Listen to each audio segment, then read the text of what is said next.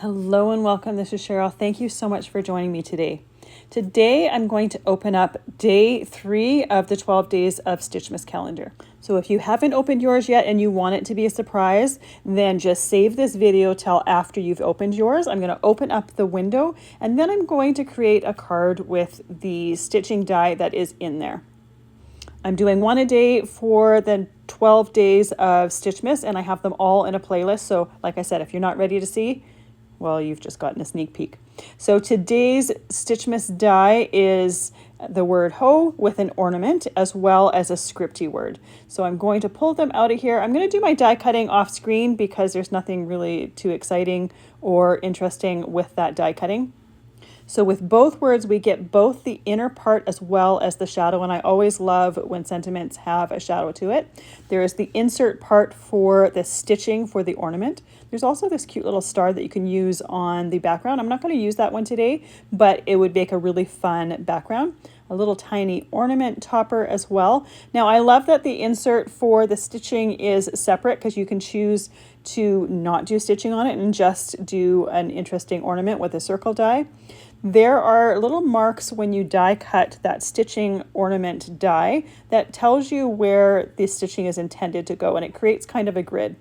I'm not going to do it that way, just for something a little bit different. I'm just going to do kind of a crossover, almost a star-ish shape, a starburst if you will, and you'll see what I mean soon as I'm doing it. I'm doing the stitching on the H as well as the ornament in the gold thread. Because of the words, I just kind of had a gold, red, and white color theme in my head, but you could easily change it up. You could also die cut this ornament in metallic cardstock and then do the stitching in whatever color you want for whatever color scheme that you're going for. I think this die cut would be really cute as an ornament, but with a Santa hat on it, just because of the words that are there. But I'm trying to stick with just the supplies in the Stitchmas kit as well as my add-on kit. I'm trying not to add too much. Now for this one, I do end up adding a embossing folder for the background just to add a little bit of extra texture, and it's a good opportunity to add in another color as well. So I'm using the leftover floss from my video yesterday, and I suspect I'm going to need to I don't think I'm going to have enough, but surprising enough, I actually do have the exact amount that I need, and I'm able to get this whole thing done at once. So this stitching is really, really easy. It's fairly intuitive to do these stitching dies, and I love the fact that the cards come together fairly quickly. You can decide to make a really elaborate card, or you can keep it very simple. Now to get to the other part of the H, I'm just going to stitch between or behind the background stitches just to make sure that when I glue this piece to the shadow, I'm not going to get any thread that strays and makes its way out. So by looping it around the thread that's behind there, I can make sure that I don't have that happen. I can make sure that that thread is secure and I'm not going to have any peeking through. Now for both my ornament as well as this H, when I started the stitching on each piece, I looped put the thread from the back to the front and then flipped it over and just used a tiny piece of Best Ever Craft tape to secure that down. Once I'm done this stitching, I'm going to glue the entire thing onto the shadow. So that glue is going to secure it even more, and I can make sure that I don't happen to have any stitching coming loose. But I'm not coordinated enough to hold the end of a thread while I'm doing stitching. So by having that taped down and secure, I can make sure that I don't have any stitching coming loose and everything is good. The other thing that I like to do is I don't like to have that yellow tape covering any of the stitching holes. I don't want to see that yellow through there because it's not part of any of this color scheme. To me, it would be fairly obvious. And I also don't want it going past the outsides of the H. So any of that tape that happens to go past that, I'm just taking my tiny scissors and I'm snipping that off just to make sure that I have a really nice clean letter here. This gold thread does like to start to tangle and twist, and if that happens, all you need to do is take your stitching piece, raise it up so that the thread hangs below it, let go of your needle and thread, and it'll untangle itself. Easiest way to untangle the thread and it happens within seconds. And it's a good way to keep that thread from tangling up and making sure that you're not getting frustrated and having to fight that thread while you're stitching it. So my stitching is all done. I have just a tiny little bit of thread left that I'm just going to toss right out.